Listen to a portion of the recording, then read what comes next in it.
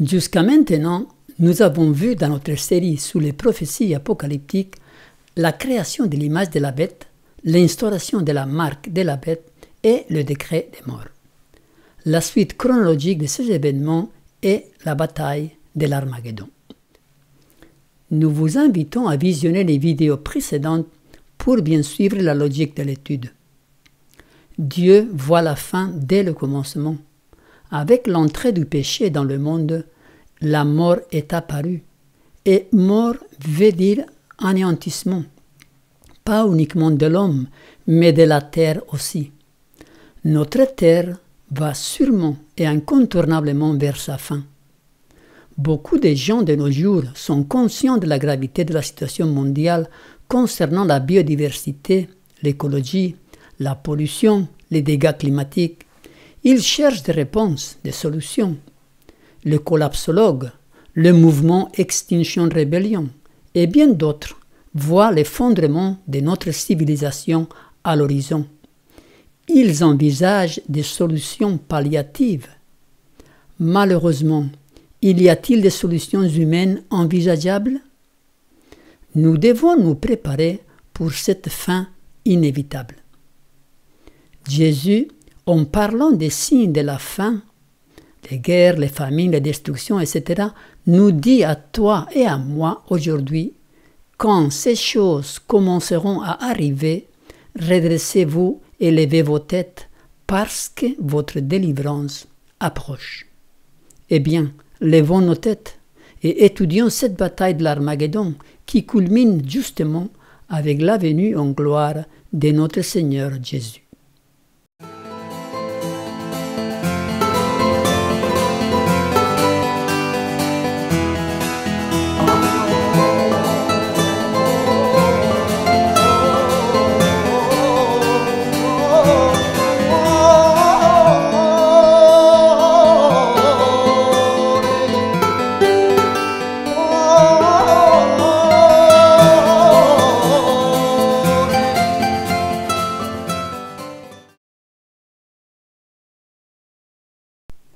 La bataille de l'Armageddon.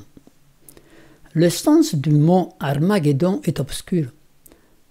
Dans le livre d'Ésaïe, au chapitre 14, verset 13, un mot similaire est traduit par la montagne de la rencontre.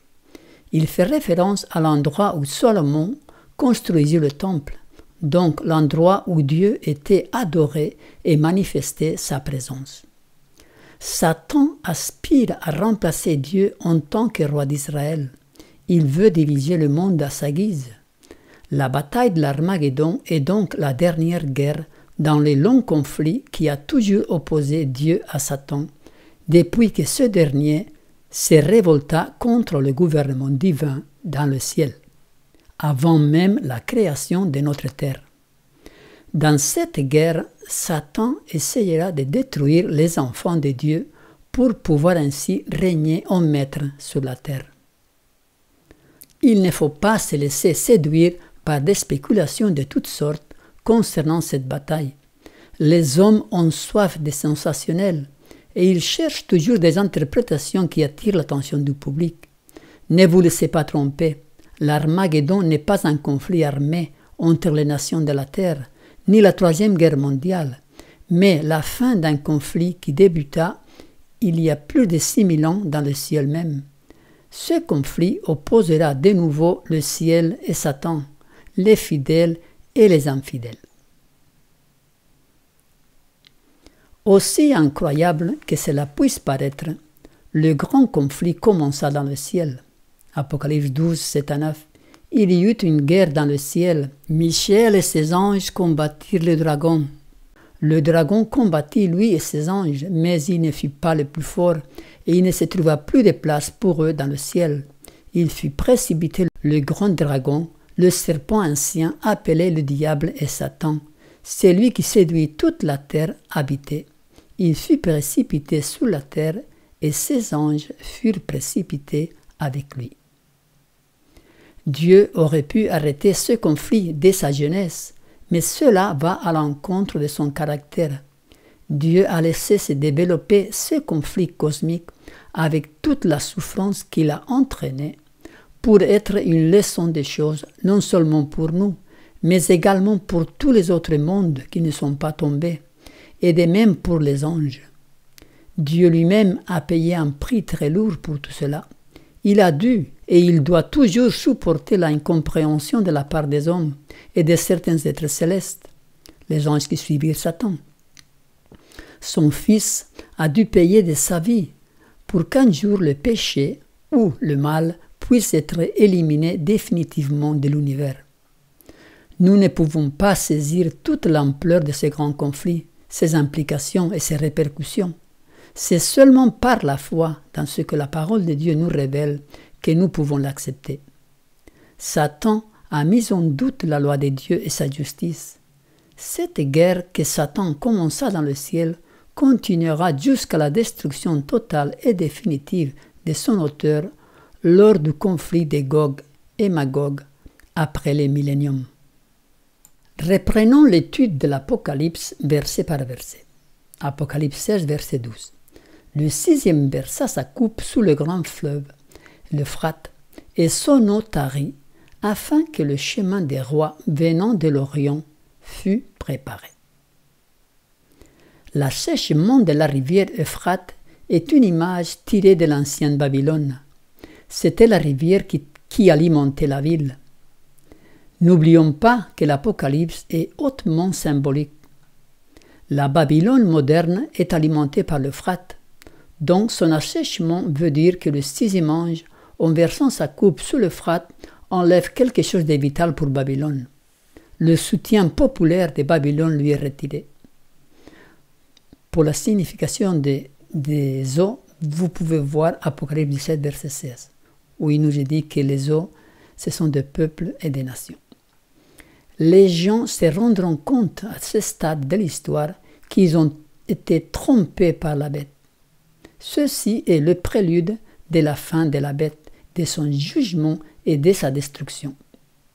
Dans la Bible, nous trouvons des principes d'interprétation qui sont toujours cohérents et qui doivent être respectés si nous voulons découvrir ces enseignements, surtout lorsqu'il s'agit d'interprétation prophétique. Babylone, depuis la tour de Babel, représente la révolte contre Dieu, l'ennemi de Dieu. Dans l'histoire ultérieure, ceci a été constaté dans le fait que le royaume de Babylone, dirigé par Nebuchadnezzar, a toujours été effectivement l'ennemi du peuple de Dieu. C'est lui qui a envahi Israël et qui a pris les enfants d'Abraham en captivité. Dieu va susciter un libérateur dans la personne de Cyrus le Perse. C'est lui qui fit tomber le royaume babylonien et qui plus tard permit au peuple juif de retourner en Palestine. Dieu avait prédit cet événement 200 ans avant son accomplissement.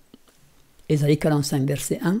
Ainsi a dit l'Éternel à son oint, à Cyrus, que j'ai pris par la main droite pour terrasser devant lui les nations et délier les ceintures des rois, pour ouvrir les portes devant lui, tellement qu'elles ne soient plus fermées. Et en 2 Chroniques 36, 22, mais la première année de Cyrus, roi des Perses, afin que la parole de l'Éternel prononcée par Jérémie fût accomplie, l'Éternel réveilla l'esprit de Cyrus, roi des Perses, qui fut publié par tout son royaume, et même par écrit, en édit portant.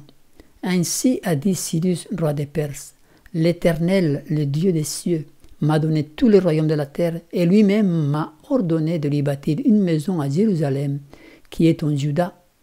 Qui d'entre vous est de son peuple? Que l'Éternel son Dieu soit avec lui, et qu'il monte.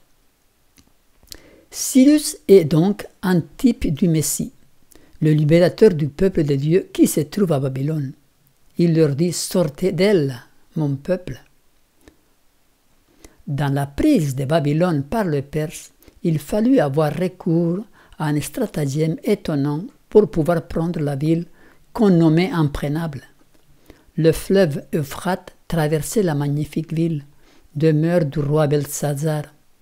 Des murailles placées juste au-dessus du niveau du fleuve, avec des grilles plongeant dans le fleuve, empêchaient cependant la pénétration dans la ville. Les Perses dévièrent le cours du fleuve et purent pénétrer dans la ville par le lit du fleuve asséché. prenant par surprise les Babyloniens, à ce moment-là sous l'effet de l'alcool du banquet de Belshazzar. C'est ainsi que Babylone tomba quand elle ne s'y attendait pas. Dans le chapitre 16 de l'Apocalypse, une image similaire est utilisée. La rivière de l'Euphrate qui est asséchée représente le peuple qui soutient Babylone. L'assèchement de la rivière représente l'enlèvement de ses supports et le roi qui vient, le libérateur, c'est Jésus-Christ lors de sa deuxième venue. La bataille de l'Armageddon représente la dernière bataille qui verra s'affronter la Babylone moderne, composée de 3 entités, le dragon, la bête et le faux prophète, et le peuple de Dieu. L'assèchement de l'Euphrate est en fait le jugement de Babylone qui précède le retour de Jésus. C'est lui qui prépare la voie au roi de l'Orient qui représente Jésus. Ce jugement de Babylone est décrit dans le chapitre 17, verset 16 et le chapitre 18. Verset 13. Et j'ai vu sortir de la bouche du dragon et de la bouche de la bête et de la bouche du faux prophète 3 esprits impurs semblables à des grenouilles. Satan, dans sa guerre contre Dieu et sa loi, ne néglige aucun moyen. Si vous n'êtes pas du côté de Dieu, vous êtes potentiellement du côté de son ennemi. Dans cette guerre cosmique, pas de terrain neutre. Jésus lui-même disait « Celui qui n'est pas avec moi est contre moi, et celui qui n'assemble pas avec moi disperse. » Dans le chapitre 16 de l'Apocalypse, 3 entités sont unies pour la bataille de l'Armageddon. Ces 3 entités sont les 3 groupes par lesquels le diable, Satan, essaie de détruire le peuple de Dieu. Ce sont la bête, le dragon et le faux prophète que nous allons analyser par la suite. Qui est le dragon? Apocalypse 12, verset 9. Et le grand dragon, le serpent ancien, appelé le diable et Satan.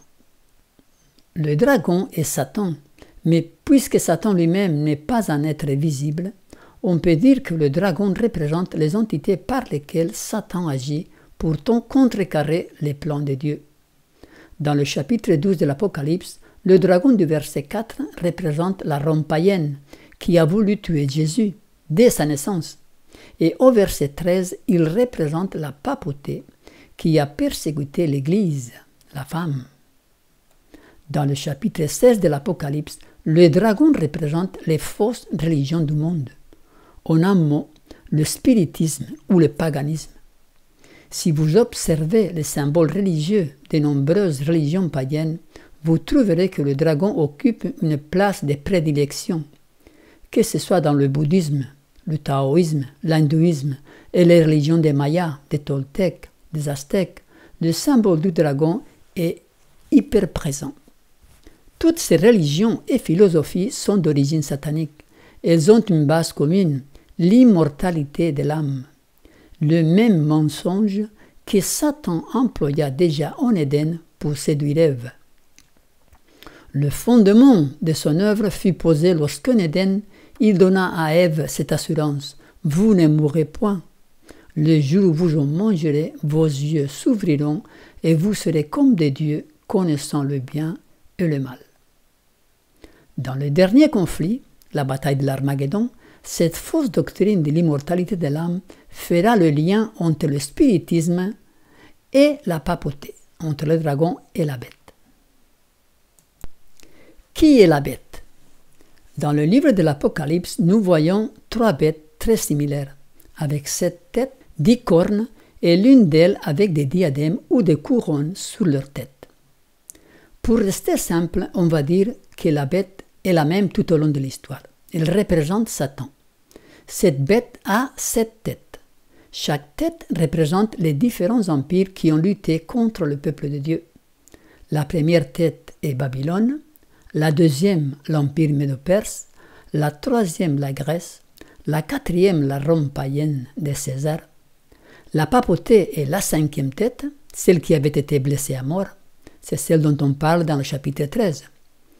La 6e tête est la bête qui monte de l'abîme. C'est chapitre 11 de l'Apocalypse. C'est l'athéisme, le sécularisme moderne actuel. et la septième tête représente les États-Unis qui, selon la prophétie, restera peu de temps en place. Nous n'allons pas nous attarder sur ces sujets, il fera l'objet d'une autre étude. Dans le chapitre 16, la bête fait référence à la première bête du chapitre 13 que nous avons identifiée comme étant la papauté. Ce système religieux est appelé aussi l'homme des péchés, l'antichrist, l'abomination de la désolation. Un faux système religieux qui, tout en prétendant être le représentant de Dieu sur la terre, prend la place de celui-ci, se permet de changer ses lois, oblige et persécute tous ceux qui ne veulent pas se soumettre à son autorité. Dans notre vidéo sur l'image de la bête, nous avons vu que la première bête d'Apocalypse 13 fait référence à la papauté. La deuxième bête fait référence aux États-Unis. L'image de la bête sera l'union de l'Église et de l'État. La marque de la bête sera l'imposition du dimanche comme jour d'adoration. Et le faux prophète aidera à imposer la marque de la bête partout dans le monde. Qui est donc le faux prophète? Le faux prophète représente le protestantisme apostat. Il est appelé faux prophète puisqu'il a apostasié. À l'époque de Martin Luther, le protestantisme était caractérisé par un attachement très profond à la parole de Dieu. Sola Scriptura, la Bible et la Bible seule, était le mot d'ordre des protestants. Luther avait identifié l'Antichrist comme étant la papauté. Il n'y avait pas de compromis possible entre ces deux églises. Aujourd'hui, les églises protestantes sont en train de vendre la vérité et retournent vers Rome à grands pas. Il n'y a plus de protestants qui protestent, mais ce sont des frères séparés qu'il faut ramener au bercail de Rome. Il convient de se souvenir que Rome se vante de ne jamais changer. Ces églises protestantes qui vont s'unir au gouvernement pour former l'image de la bête persécuteront ceux qui voudront rester fidèles à la parole de Dieu. C'est pourquoi la Bible les appelle le faux prophète. Il est fort intéressant de constater que dans les événements politico-religieux de notre monde, une très forte tendance existe depuis les années 80 à chercher un dialogue planétaire entre les différentes entités qui composent cette confédération. En effet, le 27 octobre 1986, en Italie, dans la ville d'Assise, une rencontre de prière a eu lieu entre les représentants des grandes religions mondiales, les catholiques, c'est la bête, les protestants, le faux prophète, et les musulmans, les bouddhistes, les hindous, qui représentent le dragon. Cela fut célébré comme une journée historique mondiale. La deuxième journée mondiale des prières eut lieu en 1993 en présence des délégués de toutes les religions du monde et de toutes les confessions chrétiennes. Cela faisait partie des préparatifs pour l'établissement d'une Église mondiale sous la conduite du pape. Depuis, cette tendance n'a fait qu'augmenter. L'œcuménisme a fait des pas de géant ces dernières années. 2015, avec la commémoration des 500 ans de la Réforme, nous a surpris avec le rapprochement entre catholiques et luthériens. Les alliés de la bataille de l'Armageddon sont déjà en train de s'unir. Est-il maintenant étonnant de croire à l'accomplissement prophétique d'Apocalypse 16, 13 et 14 que nous venons de lire? Dans cette dernière crise, l'immortalité de l'âme fera le lien entre la bête et le dragon, comme nous avons vu, et la sainteté du dimanche fera le lien entre le faux prophète et la bête. Donc, toutes les trois entités seront ensemble. Verset 14. Car ce sont des esprits de démons qui font des prodiges et qui vont vers le roi de toute la terre afin de les rassembler pour le combat du grand jour du Dieu Tout-Puissant. Nous avons déjà identifié les trois entités, le dragon, la bête et le faux prophète. Dans ce verset, nous voyons que les manifestations sataniques seront très puissantes. Leur but, réunir tout le monde pour s'opposer au peuple de Dieu. Ces dernières années, le mouvement charismatique a pris des proportions alarmantes au sein des églises protestantes. Prétendant avoir reçu le Saint-Esprit, on assiste à des manifestations sataniques sans précédent. des manifestations soi-disant du Saint-Esprit, des guérisons miraculeuses, des prétendus dons de langue. Ce phénomène est d'actualité aussi bien dans les églises évangéliques que dans l'Église catholique.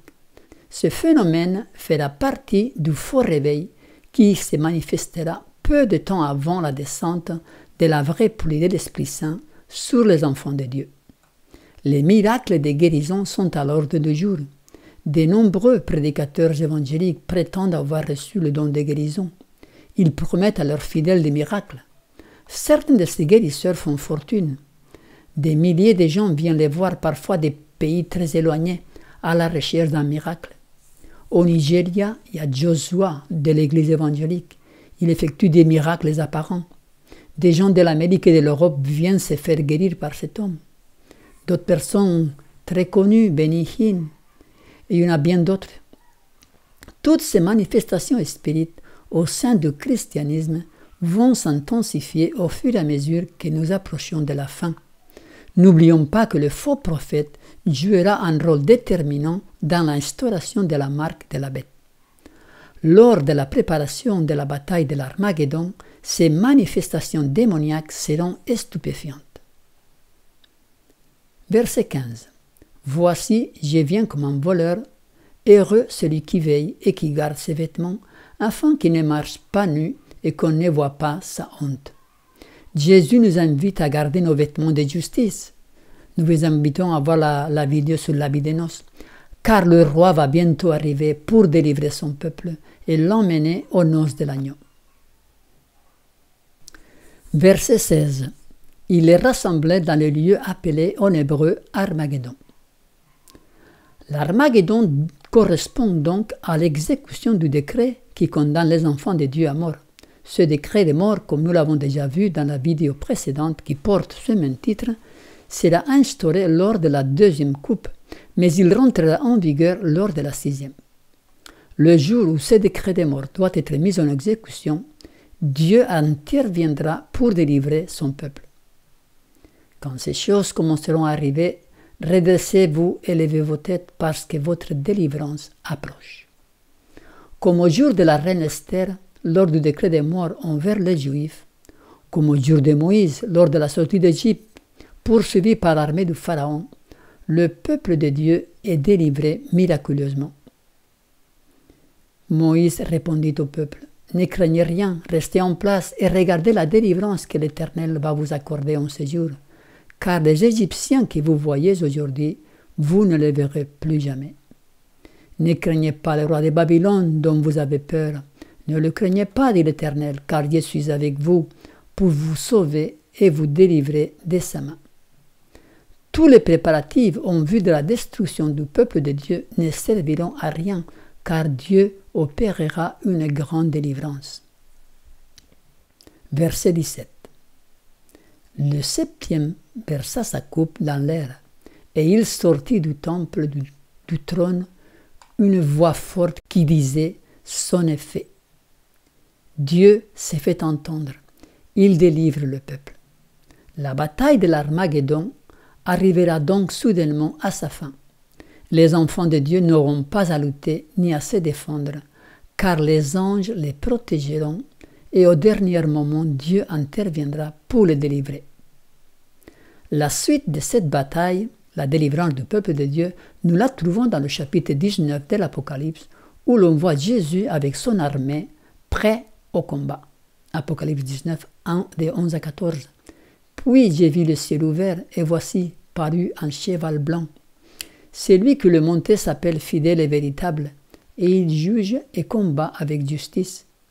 Les armées qui sont dans le ciel le suivaient sous des chevaux blancs, revêtus d'un fin lin blanc pur. Nous vous invitons à lire tous les chapitres. Et au verset 19, nous voyons l'aboutissement de la bataille de l'Armageddon. Et j'ai vu la bête et les rois de la terre et leurs armées rassemblées pour faire la guerre à celui qui était assis sur le cheval et à son armée. Et la bête fut prise, et avec elle le faux prophète qui avait fait devant elle les prodiges par lesquels il avait séduit ceux qui avaient pris la marque de la bête et adoré son image. Ils furent tous les deux jetés vivants dans les temps ardents de feu et de soufre.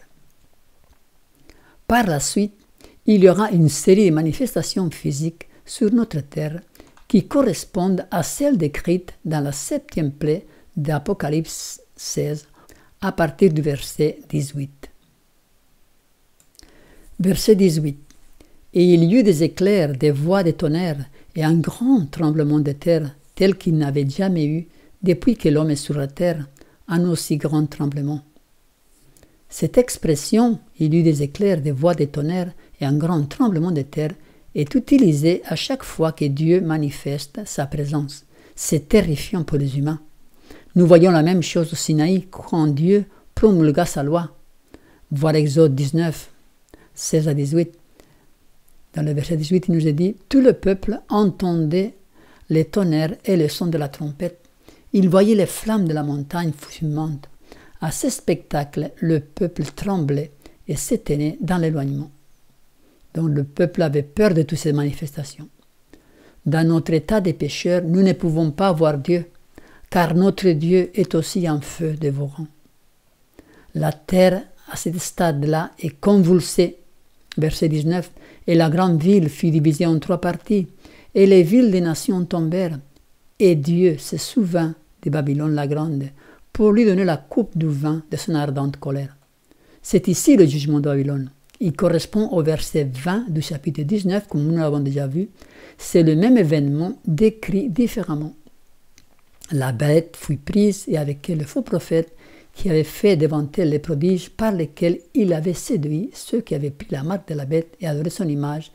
Ils furent tous les deux jetés vivants dans les temps ardents de feu et de soufre.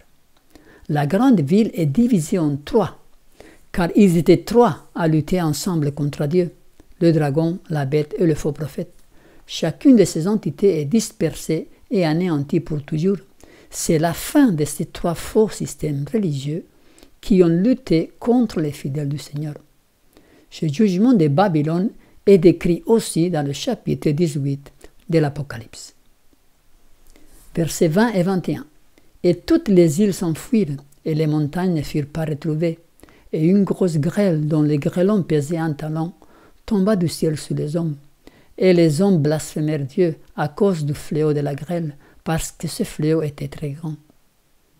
La terre détruite, réduite en ruine et désolation, c'est le grand jour du Dieu Tout-Puissant décrit par les prophètes de l'Ancien Testament comme un jour redoutable et terrible.